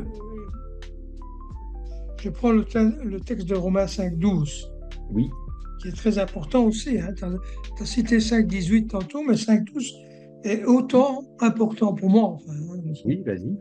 Pourquoi, comme par un seul homme, le péché est entré dans le monde, et par le péché, la mort, et qu'ainsi la mort s'est étendue sur tous les hommes, parce que tous sont péchés. Tous sont péchés, absolument. Donc, ça veut dire qu'un bébé, d'après ma compréhension, et c'est ce que tu as dit, je ne vais pas te contredire, un bébé à la naissance a besoin d'un sauveur. Absolument. Il a besoin d'un sauveur. Absolument. Et si vous regardez... Même s'il n'a pas péché. Même s'il n'a pas péché, forcément, parce qu'il n'a pas encore la connaissance du bien et du mal. Bien sûr. Mais il a besoin d'un sauveur. Absolument. Voilà. Alors attention à ne pas vouloir le baptiser tout de suite non plus, hein. C'est pas tout à fait le truc. Mais Romains 5,12, dans toutes vos versions, normalement, vous avez 3 points de suspension. Parce que Paul n'a pas fini ce qu'il a écrit. Il n'a pas fini. Et pendant des années, il y a des gens qui savent très bien ici toute la polémique qu'il y a eu à propos de la fin de ce verset où il n'y a pas la fin. La fin où il n'y a pas la fin.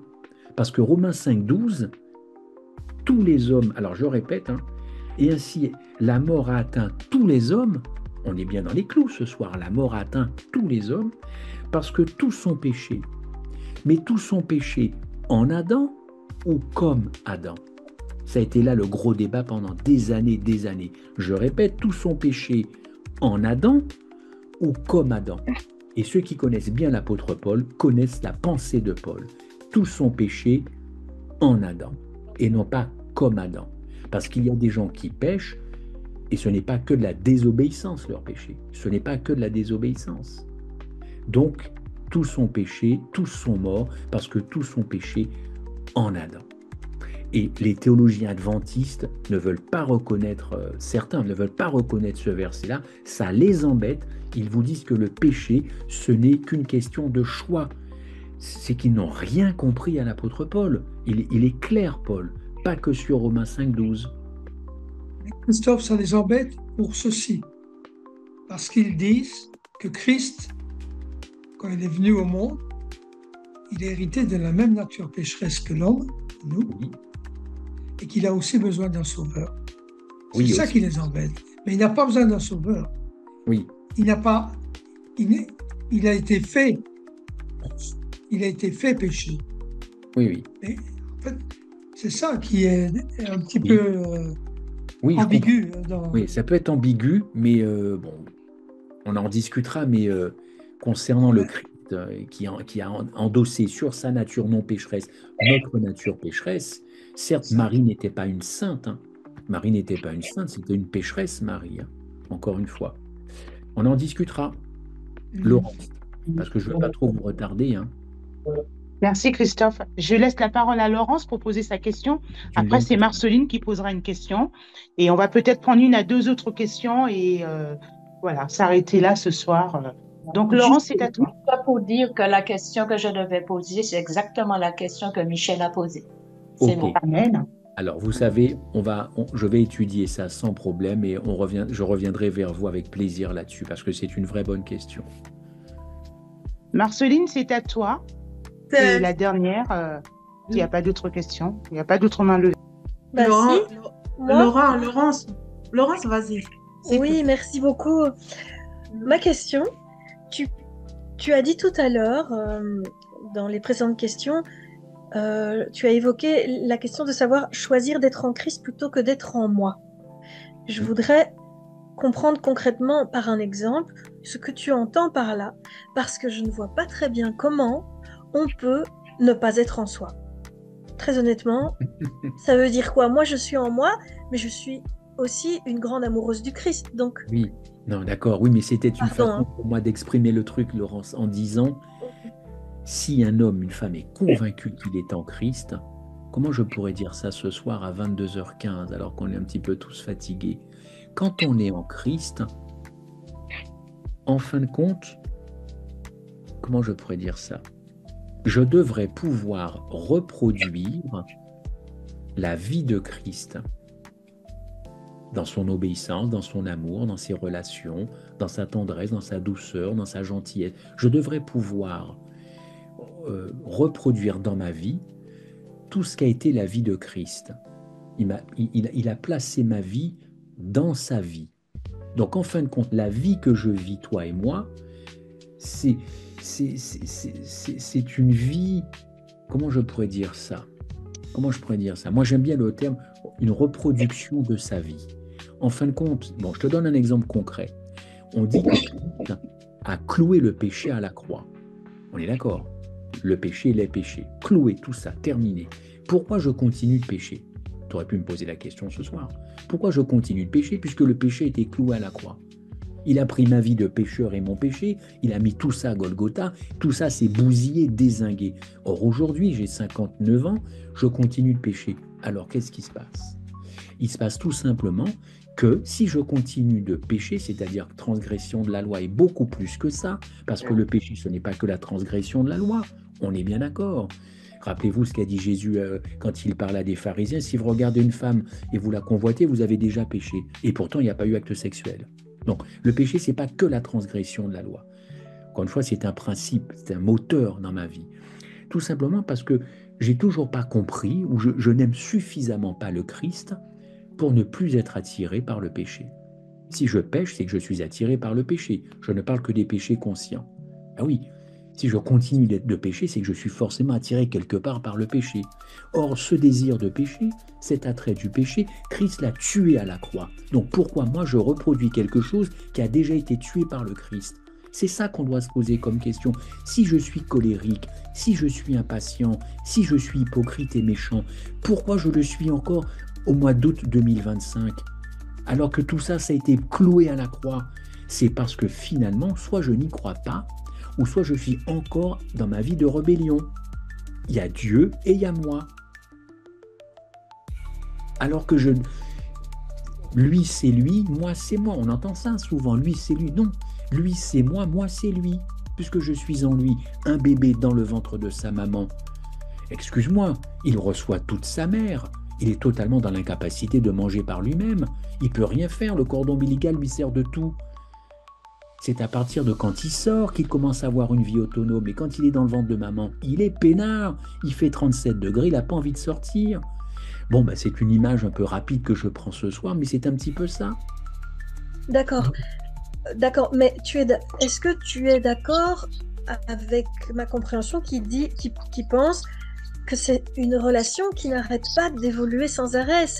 Je suis en Christ et puis je pêche, et donc je quitte le Christ et puis je retourne à Christ et puis je pêche, je me mets en colère et puis je retourne à Christ et puis, enfin, tu l'avais évoqué une fois, tu m'avais dit, je suis allée au sabbat et j'y étais pas vraiment parce que quelqu'un m'a fait mal et je suis restée avec cette rancœur dans mon cœur et donc j'ai pas pratiqué le sabbat. Mais peut-être que samedi suivant, tu as pu le faire. Donc en fait, c'est un va-et-vient sans arrêt. Alors, c'est un va-et-vient, c'est un pas de gauche, un pas de droite. Je comprends tout à fait ce que tu veux dire.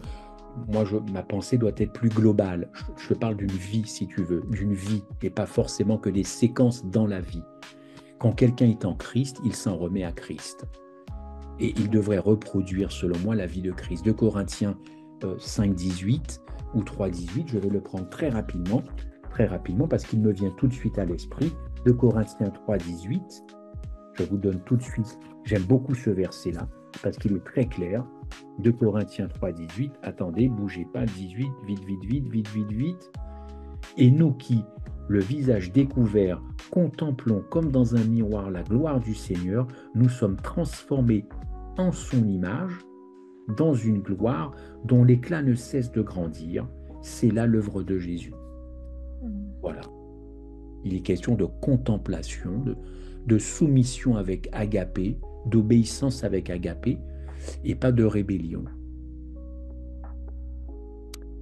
Voilà. Je n'ai pas tout répondu, mais je reviendrai peut-être vers toi aussi.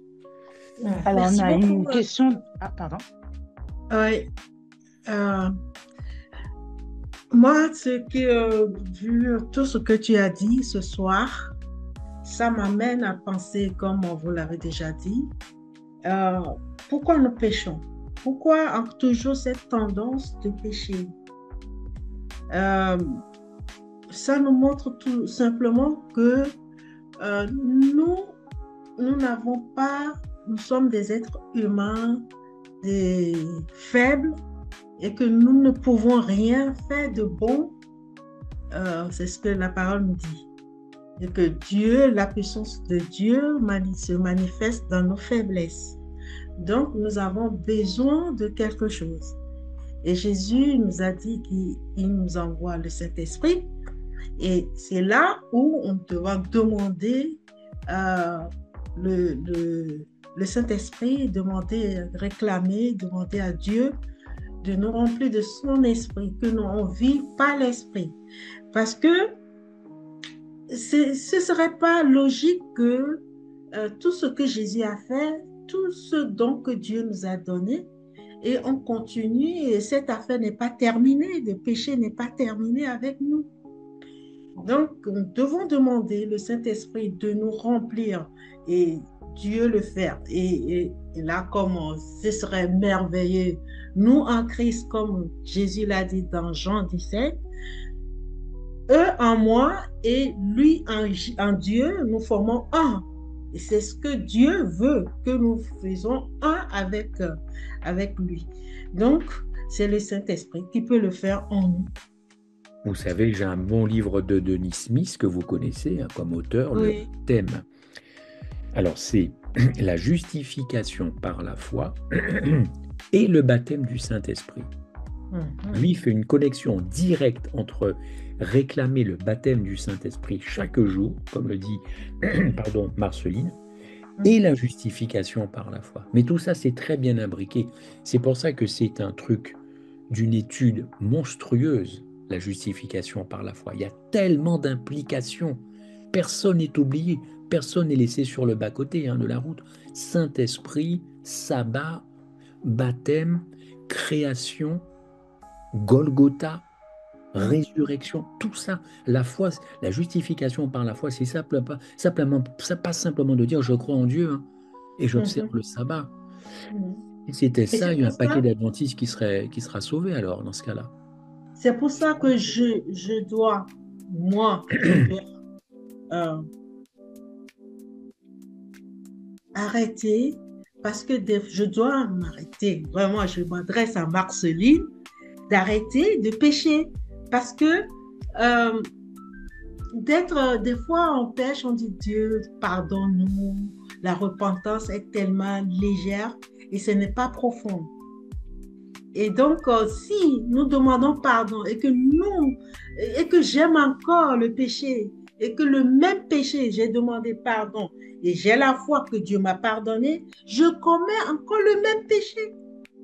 Et ça veut dire que la repentance n'était pas sincère et profonde comme David. Je crois qu'il y a Gérard Oreca qui veut poser une question. Merci Marceline, oui c'est ça. Voilà, donc Gérard, ce sera la dernière question et on demandera à notre frère David s'il peut prier pour nous. Donc Gérard, c'est à toi. Oui, alors je ne sais pas, c'est pas vraiment une question, mais c'est plutôt une affirmation. Dans notre vie chrétienne, je ne sais pas si vous m'entendez bien. Oui. Dans notre vie chrétienne, nous disons souvent que nous nous accrochons à Dieu, nous tenons sa main fermement et Dieu me dit, ne me tiens pas à ma main, tu n'en as pas la force, mais crois que je te porte dans mes bras. Et je crois que c'est ça notre problème, c'est que nous voulons absolument faire des efforts pour être sauvés, alors que nous le sommes déjà, nous sommes dans les bras de Dieu. Et le texte que Christophe a pris tout à l'heure dans Corinthiens chapitre 3 et verset 18, moi dans ma version, nous sommes transformés parce que nous contemplons par le Seigneur l'Esprit. Et donc nous devons faire confiance à Dieu qu'il a choisi de nous transformer par le Saint-Esprit, pourvu que nous ayons confiance du choix de Dieu. Et souvent, nous avons confiance en nous et moins en Dieu. Voilà. Voilà mon affirmation. Voilà. Ce n'était pas une question. Mais... Merci, amen. Oui. Merci. Alors, je propose, avant que David prie, faire la prière, il y a d'autres questions? Non, s'il n'y a pas d'autres questions, nous allons chanter un chant que j'aime bien, le 265. Et en chantant ce chant, nous puissions prier, faire des prières sur ensuite. Et après, David va prier pour nous. C'est le 265. Et vous pouvez, ceux qui le connaissent peuvent prendre la parole pour le chanter. Ok. Attendez. 265.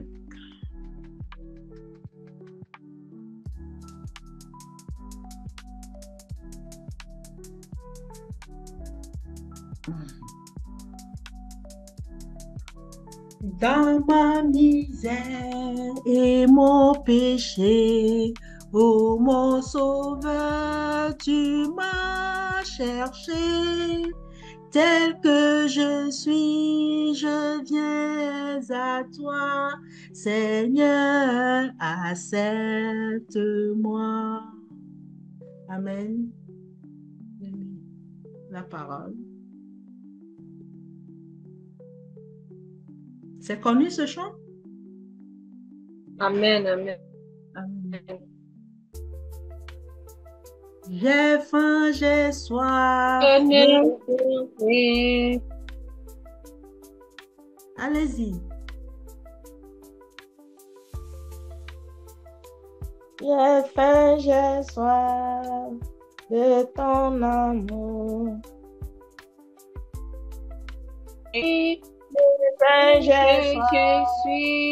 Je viens à toi, Seigneur, arrive chez moi. Il y a une mélange là. C'est ça. J'ai faim, j'ai soif de ton pardon et je l'implore comme don. Tel que je suis, je viens à toi. Seigneur, pardonne-moi. Maintenant, c'est le 3. Je ne saurais, Jésus, t'offrir qu'un pauvre cœur lasse de souffrir. Tel que je suis, je viens à toi. Seigneur, enrichis-moi. Amen. Amen. Le 4e. Dieu Prions trop l'Éternel. longtemps, loin du bonheur, erré sans but et sans sauveur. Tel que je suis, je viens à toi. Seigneur, dirige-moi. Amen. Amen. Amen. Pour que je reste Amen. dans ton chemin, prends-moi toi-même par la main. Tel que je suis, je viens à toi. Jésus, reste avec moi. Le dernier, Amen. 6e. Et pour qu'un jour, en ton palais, roi de justice, roi de paix, tu m'introduis près de toi. Jésus, demeure en moi. Amen. Amen, amen, amen. Remercions notre Seigneur pour tout. Vraiment toute gloire pour notre Seigneur Jésus-Christ. Remercions aussi Christophe et merci aussi de vos participations. Notre frère Dave ne pourra pas prier, il me semble, et notre frère Jean va prier pour nous. Et nous remettons ce moment entre les mains de notre Seigneur pour le louer, pour le remercier. Et Sœur Marceline vous dira la suite des programmes. Voilà, pour les nouvelles personnes qui se sont joints à nous. Donc Jean, à toi la parole pour que tu puisses prier pour nous et que nous puissions remercier notre Seigneur pour ce programme, pour cette semaine, pour nos familles et que nous puissions tout remettre entre ses mains. Prions donc. Éternel notre Dieu, Dieu de bonté, de miséricorde, toi qui nous connais avant que nous venions à exister, toi qui connais notre condition, toi qui as vécu notre condition, excepté le péché, nous sommes à tes pieds. Nous reconnaissons nos torts, nos péchés, notre incrédulité. Et nous venons à toi. Toi qui peux nous laver de tout péché, toi qui peux nous purifier. Seigneur, lave-nous dans le sang de ton Fils bien-aimé et prends-nous dans tes bras. Nous sommes rassurés car tu nous as aimés le premier. Nous te remercions, je te remercie ce soir pour la leçon qu'on vient d'avoir. C'est important dans notre cheminement vers toi. Mais c'est toi qui nous sauves, c'est toi qui nous tends le bras, et c'est toi qui nous relève, et c'est toi qui nous fera rentrer dans l'éternité. Débarrassés de tout péché et de cette nature pécheresse qui nous rend enclins au mal plutôt qu'au bien. Bénis-nous, fortifie-nous, que ton Esprit Saint nous arme et nous tienne debout sur ton droit chemin. À toi la gloire, la magnificence. Au nom de Jésus, notre Seigneur et Sauveur.